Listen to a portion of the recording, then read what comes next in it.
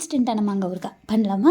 ஒரு பேனில் 2 ஸ்பூன் கடுகு போட்டு நல்லா கடுகு பொரிஞ்சோடனே எடுத்து ஒரு ஜாரில் வச்சுக்கிட்டேன். அப்புறம் 1 ஸ்பூனுக்கு கம்மியான வெந்தயம் போட்டு அதுவும் நல்லா பொன்னிறம் ஆனோடனே எடுத்து அதையும் ஜாருக்கு ட்ரான்ஸ்ஃபர் பண்ணிட்டேன்.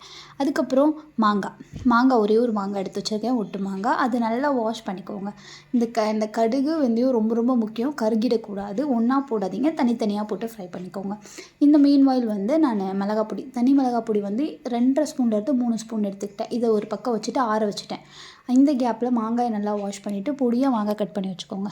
பொடியாக மாங்காய் கட் பண்ணிவிட்டு கடாயில் நல்லெண்ணெய், கடுகு போட்டு நல்லா பொரிய விட்டுட்டு நம்ம கட் பண்ணி வச்சோம் இல்லையா மாங்காய், அந்த மாங்காய் போட்டுட்டு நல்லா ஃப்ரை பண்ணிக்கோங்க. நல்லா ஒரு மிக்ஸ் கொடுத்துட்டு அந்த மாங்காய் வேகிறதுக்கான உப்பு போட்டுட்டு நல்லா ஒரு மிக்ஸ் கொடுத்துக்கோங்க. பவுடரை ஆட் பண்ணிக்கோங்க.